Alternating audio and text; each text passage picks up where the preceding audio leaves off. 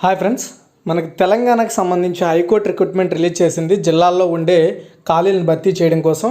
అయితే దీనికి సంబంధించి కంప్లీట్గా సిలబస్ ఏంటి, ఎలా ప్రిపేర్ కావాలి, లోకల్కి నాన్ లోకల్ అని ఎలా తెలుసుకోవాలి, ఏపీ వాళ్ళు అప్లై చేయొచ్చు, అయితే కండిషన్ ఏంటి, అండ్ సెలక్షన్ ఏ విధంగా ఉంటుంది, ఎగ్జామ్ ఏ విధంగా ఉంటుంది, ఎలా ప్లాన్ చేసుకోవాలనేది కంప్లీట్గా ఈ వీడియోలో ఎక్స్ప్లెయిన్ చేస్తాను.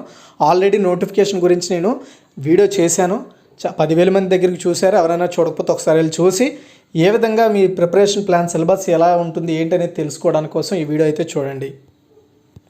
గైస్, ఇందులో నేను చెప్పిన ప్రతిదీ కూడా ఫస్ట్ మీకు సిలబస్ ఎక్స్ప్లెయిన్ చేస్తాను, తర్వాత ఎలా ప్రిపేర్ కావాలనేది, ఎలా ప్లాన్ చేసుకోవాలనేది లాస్ట్లో చెప్తాను.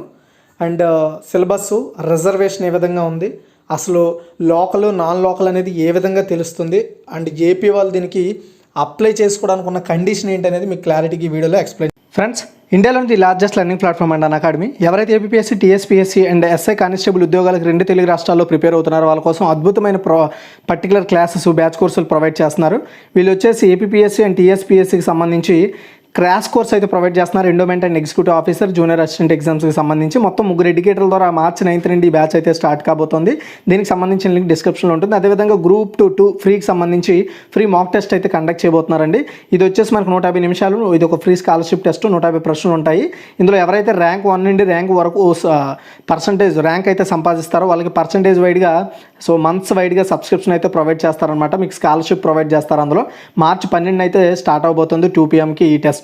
అదేవిధంగా మనకు సంబంధించి గ్రూప్ 2కి సంబంధించిన ఫ్రీ మాక్ టెస్ట్, ఇది కూడా 150 ప్రశ్నలతో 150 నిమిషాలు. ఇది ఫ్రీ స్కాలర్షిప్ టెస్ట్. సిలబస్ వచ్చేసి ఎకనామిక్స్, ఆంధ్రప్రదేశ్ హిస్టరీ మీద అయితే ఉండడం జరుగుతుంది. అండ్ ఇది వచ్చేసి ఎవరైతే ఇందులో ర్యాంక్ 1 నుండి ర్యాంక్ 4 వరకు ర్యాంక్ సంపాదిస్తారో వాళ్ళకి పర్సంటేజ్ వైడ్గా సో సబ్స్క్రిప్షన్స్లో స్కాలర్షిప్ అయితే ప్రొవైడ్ చేస్తారు. ఇది March 13th 2 PMకి స్టార్ట్ కాబోతోంది. అదేవిధంగా వీకెండ్ మారథాన్ కండక్ట్ చేస్తున్నారండి గ్రూప్ 1, 2 ఎగ్జామ్స్కి సంబంధించి. March 11వ తారీఖున ఉండబోతోంది 7 AM మొత్తం 6 ఎడ్యుకేటర్ల ద్వారా ఇవైతే మీకు ప్రొవైడ్ చేయడం జరుగుతుంది. అదేవిధంగా నెక్స్ట్ చూసుకున్నట్టయితే వీకెండ్ మారథాన్ అండి. ఇది వచ్చేసి పర్టికులర్గా ఎస్ఐ కానిస్టేబుల్ ఉద్యోగాలకు ప్రిపేర్ అయ్యే వాళ్ళ కోసం ఉపయోగపడుతుంది. ఇది March 12, 13వ తారీఖున 7 AM స్టార్ట్ కాబోతుంది. మొత్తం 5 ఎడ్యుకేటర్ల ద్వారా మనకు వచ్చేసి పర్టికులర్ ఆ ఎగ్జామ్స్కి ప్రిపేర్ అయ్యే వాళ్ళ కోసం బాగా ఉపయోగపడుతుంది. ఇందులో మనకి ప్లస్ ఫ్యూచర్స్ ఏంటి అంటే, మనం ఒకవేళ సబ్స్క్రిప్షన్ తీసుకుంటే నచ్చిన ఎడ్యుకేటర్ ద్వారా నేర్చుకోవచ్చు. కంప్లీట్ ప్రిపరేషన్ ప్లాన్ ఉంటుంది. రెగ్యులర్గా డౌట్ క్లియరెన్స్ సెషన్స్ క్లియర్ చేస్తారు. మీ మొత్తం సిలబస్ కవర్ చేస్తారు. ఫ్రీ టెస్ట్ సిరీస్ ఉంటాయి. వీక్లీ మాక్ టెస్ట్లు అయితే ఉంటాయి. అయితే ఇక్కడ మనకి ఫ్రీకి ప్లస్కి డిఫరెన్స్ చూసుకుంటే, ఫ్రీలో అన్ని లిమిటెడ్ అండి. బట్ ప్లస్ సబ్స్క్రిప్షన్ తీసుకున్నట్టయితే కంప్లీట్ అన్లిమిటెడ్ అయితే ప్రొవైడ్ చేస్తారు. అంతా కూడా సిలబస్, ప్రాక్టీస్ టెస్ట్లు, PDF నోట్స్లు అన్నీ కూడా. అయితే ఇక్కడ 1 month సబ్స్క్రిప్షన్ యాక్చువల్గా 1,700 రూపాయలు. కానీ కింద మా డిస్క్రిప్షన్లో మన కోడ్ ఒకటి ఉంటుంది, EDUTEC10 అని. ఈ కోడ్ కానీ వాడితే మీకు 10% డిస్కౌంట్, అంటే 1,700ది 1,530 రూపాయలకి రావడం జరుగుతుంది. ఎవరైతే ఇంటి దగ్గర నుండి కోచింగ్ తీసుకుందాం అనుకుంటున్నారో వాళ్ళకి అకాడమీ ది బెస్ట్ ప్లాట్ఫామ్. దీనికి సంబంధించిన లింక్స్ అన్నీ డిస్క్రిప్షన్లో ఉంటాయి, ట్రై చేయండి. నేను చేస్తాను.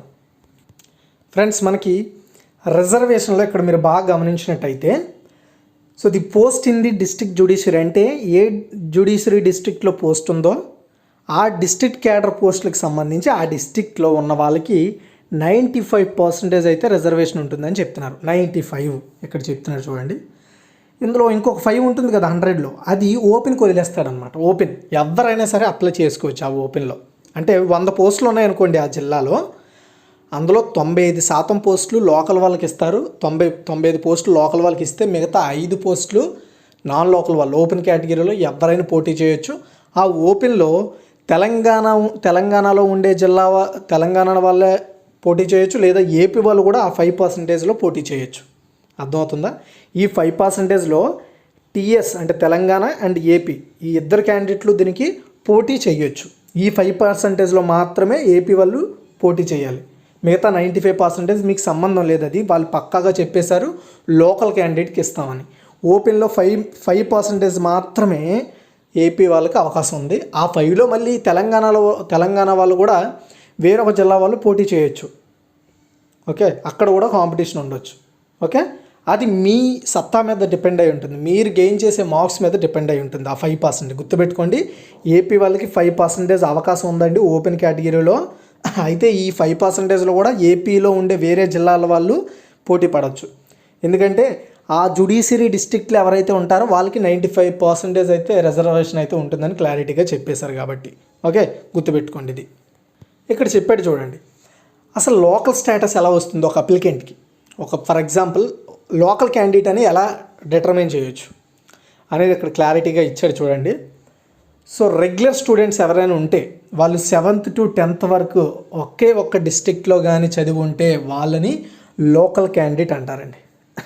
ఫర్ ఎగ్జాంపుల్ తెలంగాణలో ఉన్న ఏదో ఒక జిల్లాలో 7th నుండి 10th వరకు ఒకవేళ చదివాడు అనుకోండి, అతడు లోకల్ క్యాండిడేట్. లేదా ఇంకే చేతనైనా సరే ఒకవేళ మిస్ అయినట్టయితే, లైక్ ఏంటంటే ఏదైనా రీజన్ వల్ల ఆ స్టడీస్ అనేవి 7th to 10th క్లాస్ అనేది 1 డిస్ట్రిక్ట్లో చదవలేదనుకోండి, లేకపోయినట్టయితే స్టడీ పీరియడ్ వచ్చేసి 4th class to 10th class. So ఖచ్చితంగా మ్యాక్సిమం పీరియడ్ అంటే దగ్గరగా మీరు బాగా గమనించండి, కనీసం 4 సంవత్సరాలు ఏదో ఒక జిల్లాలో చదివి ఉంటాడో, 4 నుండి 10 వరకు ఏ జిల్లాలో చదివి ఉంటాడో అక్కడ ఆయన్ని లోకల్ క్యాండిడేట్గా కన్సిడర్ చేస్తారనమాట. ఓకే, ఒకవేళ 7th to 10th లేదనుకోండి, కనీసం 4th నుండి 10th వరకు మధ్యలో ఏదో ఒక 4 సంవత్సరాలు 4 నుండి 10 వరకు ఖచ్చితంగా ఏదో ఒక జిల్లాలో చదివి ఉన్నాడు అనుకోండి, 4 సంవత్సరాలు ఏదో ఒక జిల్లాలో చదివి ఉన్నాడు అనుకోండి, తెలంగాణలో ఉండి ఏదో ఒక జిల్లాలో, అతన్ని కూడా లోకల్ క్యాండిడేట్గానే కన్సిడర్ చేస్తారు. ఆ జిల్లాలో ఏ జిల్లాలో అయితే అతను 4 సంవత్సరాలు చదివాడో ఆ జిల్లాలోనే లోకల్ క్యాండిడేట్గా కన్సిడర్ చేస్తాడు. మీరు ఒకే జిల్లాలో 7th to 10th వరకు చదవలేదనుకోండి, మీరు 4th to 10th వరకు ఈ మధ్యలో ఎక్కడైనా ఒకవేళ ఏదో ఒక జిల్లాలో, తెలంగాణలోనే ఏదో ఒక జిల్లాలో చదివి ఉంటే వాళ్ళు మీరు లోకల్ క్యాండిడేట్ అని అర్థం. సో అయితే ఇక్కడ మీరు గమనించాల్సిన విషయం, ఓపెన్ కేటగిరీలో ఏపీ వాళ్ళు కూడా అప్లై చేయొచ్చు. వాళ్ళకి రిజర్వేషన్ వర్తిస్తుంది. ఏంది 5% మాత్రమే వాళ్ళకి రిజర్వేషన్ ఉంటుంది. అదొక్కటి గుర్తుపెట్టుకోండి. అయితే ఇంకొక కండిషన్ అని చెప్పాను, అసలు ఏంటి ఆ కండిషన్ మీకు డౌట్ ఉండిపోయి ఉంటుంది. ఏపీ వాళ్ళు అప్లై చేయడానికి ఏంటి ఆ కండిషన్ అనేది చూస్తే ఇక్కడ వీడు మెన్షన్ చేశాడు చూడండి. క్వాలిఫికేషన్ ప్రిస్క్రైబ్డ్ ఏం చెప్పాడంటే, ఇన్ కేసు అంటే ఒకవేళ ఎవరైతే అప్లై చేయాలనుకుంటున్నారో స్టెనోగ్రాఫర్కి, టైపిస్ట్కి అండ్ కాపీయిస్ట్ ఇలాంటి సిస్టమ్ బేస్డ్ జాబ్స్కి ఎవరైనా అప్లై చేయాలనుకుంటే వాళ్ళకి ఇక్కడ మెన్షన్ చేశారని చూడండి, మస్ట్గా ఉండాలి. ఏంది, తెలంగాణ గవర్నమెంట్ టెక్నికల్ ఎగ్జామినేషన్లో మీరు ఇంగ్లీష్ షార్ట్ హ్యాండ్ హయ్యర్ గ్రేడ్లో 120 words per minute లేదా ఈక్వలెంట్ ఎగ్జామినేషన్ అని చెప్పాడు. ఓకేనా, గుర్తుపెట్టుకోండి. ఈక్వలెంట్ ఎగ్జామినేషన్ అంటే ఏంటి? సో లైక్ ఇంగ్లీష్ షార్ట్ హ్యాండ్లో లేదా దాని రిలేటెడ్ ఏదో ఒక ఎగ్జామ్లో మీరు క్వాలిఫై అవ్వ ఉండాలి. కానీ తెలంగాణ గవర్నమెంట్ టెక్నికల్ ఎగ్జామినేషన్ నుండి మీరు ఖచ్చితంగా మీకైతే సర్టిఫికేట్ ఉండాలి. ఇదే మెయిన్ ప్రాబ్లం. అంటే ఇది ఏదైతే ఏ పోస్టులకు అడిగాడో అవి ఎగ్జామ్షన్ చేసి మిగతా పోస్టులన్నింటికి కూడా ఏపీ వాళ్ళు అప్లై చేసుకోవచ్చు. గుర్తుపెట్టుకోండి, 5% మాత్రమే రిజర్వేషన్ ఉంటుంది ఓపెన్ కేటగిరీలో. మీకు క్లారిటీ వచ్చేసింది అనుకుంటున్నాను ఏపీ క్యాండిడేట్స్కి. ఇప్పుడు అప్లై చేసుకున్న వాళ్ళకి సిలబస్ ఏంటి అనేది ఒకసారి చూద్దాం. మొత్తం పరీక్ష రాసే వాళ్ళందరికీ ఒకటండి, కామన్ అండి, సిలబస్ అందరికీ కామన్. ఏంటి, current affairs, international, national and regional, అంటే మీ స్టేట్వి, మన భారతదేశానివి, అంతర్జాతీయంగా కరెంట్ అఫైర్స్ని మీరు చదువుతూ ఉండాలి. మన ఛానల్లో ఎవ్రీడే అప్డేట్ అవుతున్నాయి. ఎవరైనా చూడకపోతే ఒకసారి వెళ్ళి చూడండి. అండ్ భారతదేశం మరియు తెలంగాణ భౌగోళిక శాస్త్రము, ఆర్థిక వ్యవస్థ మీద బాగా పట్టు ఉండాలి. దాని గురించి చదువుకోవాలి. తెలంగాణ మరియు తెలంగాణ ఉద్యమ చరిత్ర, అసలు తెలంగాణ ఈ విధంగా ఆవిర్భవించిందనే దాని మీద కంప్లీట్గా మీకు ఫుల్ నాలెడ్జ్ ఉండాలి. పర్యావరణ సమస్యలు, విపత్తు నిర్వహణ మీద మీరు చదువుకోవాలి. రోజువారీ జీవితంలో జనరల్ సైన్స్ గురించి చదువుకోవాలి. ఇంటర్నేషనల్ వైడ్గా ఉండే relations and situations, issues like recent ఇప్పుడు రష్యా ఉక్రెయిన్ కాన్ఫ్లిక్ట్స్ ఏవైతే ఉన్నాయో అలాంటి మీద మీరు నాలెడ్జ్ పెంచుకోవాలి. అండ్ భారత జాతీయ ఉద్యమంపై దృష్టి సారించిన ఆధునిక భారతీయ చరిత్ర గురించి తెలుసుకోవాలి. భారత రాజ్యాంగంలో ముఖ్యమైన లక్షణాల గురించి చదవాలి. భారత రాజకీయ వ్యవస్థ, దాని మీద ఆధారపడిన ప్రభుత్వం గురించి చదువుకోవాలి. తెలంగాణ రాష్ట్ర విధానాల గురించి చదువుకోవాలి. తెలంగాణ రాష్ట్ర విధానాలు అని కానీ ఇంకొక విషయం చెప్తున్నాను, తెలంగాణ రాష్ట్రంలో ఉన్న చట్టాల గురించి రీసెంట్గా నిన్ననే సిఎస్ సోమేష్ కుమార్ గారు ఒక కంప్లీట్ బుక్ని రిలీజ్ చేశారు.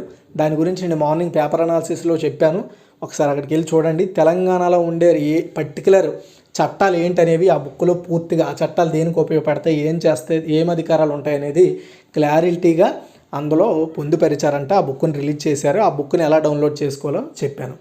అండ్ తెలంగాణ సమాజం, సంస్కృతి, వారసత్వం, కళలు మరియు సాహిత్యం, ఇదంతా కూడా మనకి ఎందులోకి వస్తుందండి, జనరల్ నాలెడ్జ్లోకి వస్తుంది.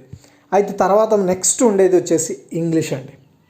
English active and passive voice, sentence arrangement, data interpretation and antonyms, direct and indirect speech, sentence completion, error correction and phrase in bold and error correction, underline part, fill in the blanks and homonyms, idioms, phrases and sentence arrangements, joining sentences, para completion, sentence improvement, phrases completion and prepositions, spelling test, spotting errors.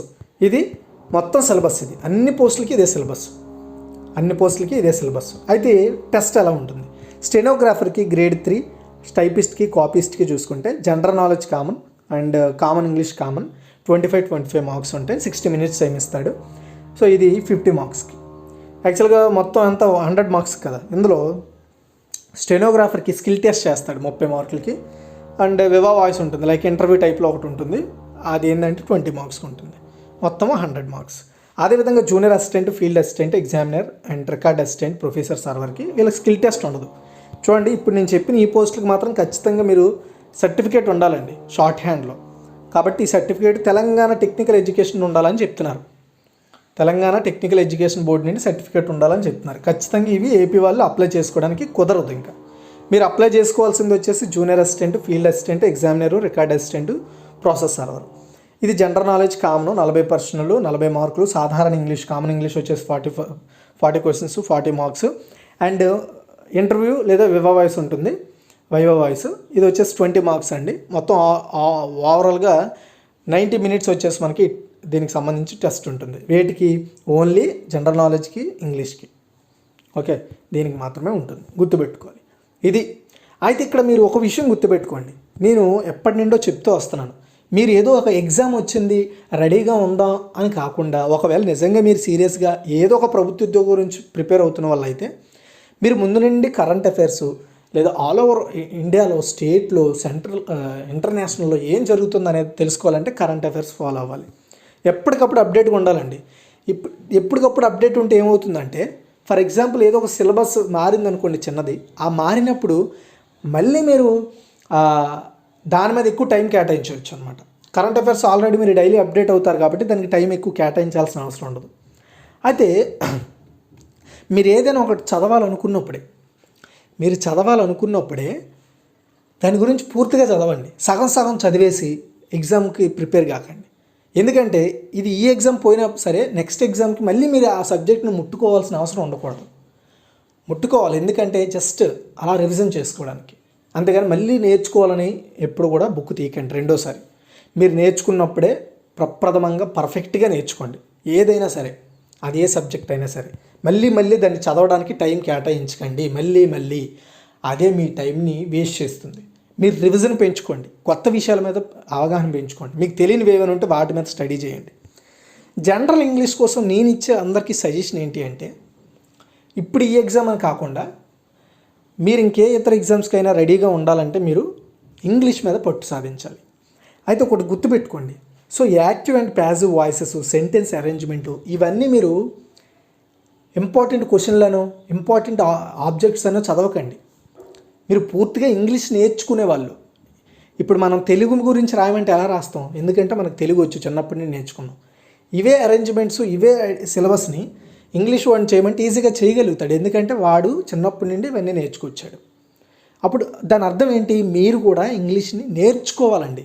వీటి మీద, ఈ సబ్జెక్ట్లో ఉండే వాటి మీద target చేసి కూర్చుంటే అవి రాకపోతే ఏం చేస్తారు?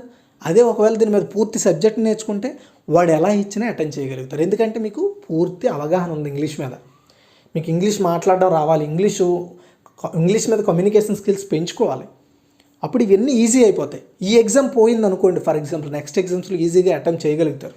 మీరు అసలు ఇంగ్లీష్ బుక్ తీయాల్సిన అవసరం. మన తెలుగు ఎలాగైతే మాట్లాడుకుంటున్నాం సేమ్ అలాగే మనం అనుకునేదానికి పర్ఫెక్ట్గా లేకపోతే అప్పుడు అది మనం అంటే అడ్వాన్స్డ్ ఇంగ్లీష్లోకి ఎంటర్ అవుతూ ఉండాలి. ఎప్పటికప్పుడు ఇంగ్లీష్ పేపర్ చదువుతూ ఉండండి. దాన్ని బట్టి మీకు క్లారిటీ వచ్చేస్తుంది. డైలీ హిందూ పేపర్, ఏదో ఒక ఇంగ్లీష్ పేపర్, నేను హిందూ అని చెప్పను, ఏదో ఒక మంచి ఇంగ్లీష్ పేపర్ని, కొత్త వర్డ్స్ వాడుతున్న ఇంగ్లీష్ పేపర్ని, అడ్వాన్స్డ్ ఇంగ్లీష్ వర్డ్స్ వాడుతున్న ఇంగ్లీష్ న్యూస్ పేపర్ని మీరు చదవడం స్టార్ట్ చేయండి. డైలీ జస్ట్ ఎక్కువ టైం కేటాయించకండి, ఒక 30 minutes. ఒక పెద్ద ఆర్టికల్ తీసుకోండి, ఆర్టికల్లో చదవండి. మీకు రాని వర్డ్స్ని అండర్లైన్ చేయండి, వాటి గురించి గూగుల్లో సెర్చ్ చేయండి. ఎలా లింకప్ చేస్తున్నాడు వర్డ్స్ని అనేది మీరు తెలుసుకుంటారని ట్రై చేయండి. ఇదే నేను చెప్పేది. ఈ విధంగా కానీ మీ ప్రిపరేషన్ ప్లాన్ పెట్టుకోండి. అండ్ ఇంకొక విషయం, చదవడానికి ఎక్కువ టైం కేటాయించండి. అలా అని బుక్స్ మీద పడిపోకుండా రిలీఫ్ టైం ఎక్కువ ఇవ్వండి. సోది విషయాలు పక్కన పెట్టండి. మీకు మీ లైఫ్కి పనికిరాని విషయాలు పక్కన పెట్టేసి మీకు ఉపయోగపడే విషయాలు మీద ఎక్కువగా అనుభవించుకోండి. ఏదైనా మీకు కొత్త విషయం, మీ సబ్జెక్ట్ రిలేటెడ్ కొత్త విషయం వస్తే వెంటనే దాన్ని తెలుసుకోవడానికి ట్రై చేయండి. అంతేగాని బయటికి వెళ్దాంరా, ఎంజాయ్ చేద్దాం అలాంటి కాన్సెప్ట్ని పక్కన పెట్టండి ఒకవేళ ఉద్యోగం కావాలనుకునే వాళ్ళు. ఇది నేను చెప్పే ఫుల్ వీడియో. మీకు క్లారిటీ వచ్చింది అనుకుంటున్నాను నేను. మీరు ఎక్కువగా స్టడీ మీద కాన్సెప్ట్ అనేది మీ స్టడీ మీద ఉండాలి. మీ కాన్సెప్టే స్టడీ అవ్వాలి. అలా ప్లాన్ చేసుకోండి. ఎక్కువ బుక్స్ మీ ముందు పెట్టేసుకొని చదవకండి. ఒక మంచి రన్నింగ్ నోట్స్ ప్రిపేర్ చేయండి. ఒక మంచి రన్నింగ్ నోట్స్, అదే మీకు ఒక మంచి సక్సెస్ఫుల్ లీడ్ వస్తుంది, మీకు ఇస్తుంది. అది రన్నింగ్ నోట్స్ అనేది మస్ట్. మీరు ఏ సబ్జెక్ట్ ప్రిపేర్ అయితే ఆ సబ్జెక్ట్లో రన్నింగ్ నోట్స్ వాడండి. రన్నింగ్ నోట్స్ రాయడం వల్ల మీకు ఆ పదం, ఆ ప్రశ్న, ఆ సబ్జెక్టు మీకు మైండ్లో ఉండిపోతుంది. దాన్ని ఎవడు ఎరేజ్ చేయలేడు.